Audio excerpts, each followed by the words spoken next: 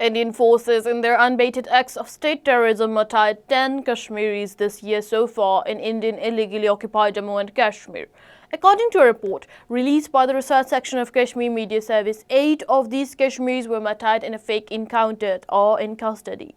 During the period, the Indian Army paramilitary forces, police and sleuths of the dreaded National Investigation Agency (NIA) and State Investigation Agency SIA, they arrested as many as 933 Hurriyat leaders, activists, youth, students and women.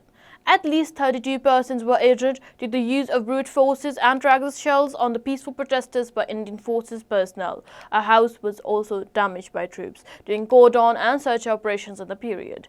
The IIOJK administration, under the direct control of New Delhi appointed Lieutenant Governor Manoj Sinha, continued punitive measures by attaching properties including homes and lands of over 43 Kashmiris in the last 3 months. Additionally, 9 Kashmiri Muslims, their employees, were suspended from their government jobs as part of the ongoing anti-Kashmir policies of the BJP regime.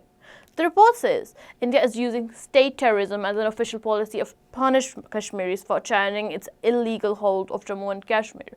It maintained that IIOJK has witnessed a new wave of oppression ever Narendra Modi came to power, with fake encounters, killing, abductions and tortures by Indian forces becoming a routine matter in the territory.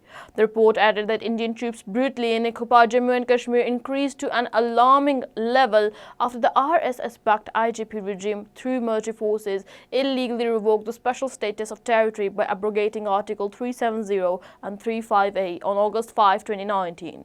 It maintained that the lives of Kashmir have been made economically, politically and socially miserable, with the illegal move aimed at changing the Muslim majority status of the territory into a minority.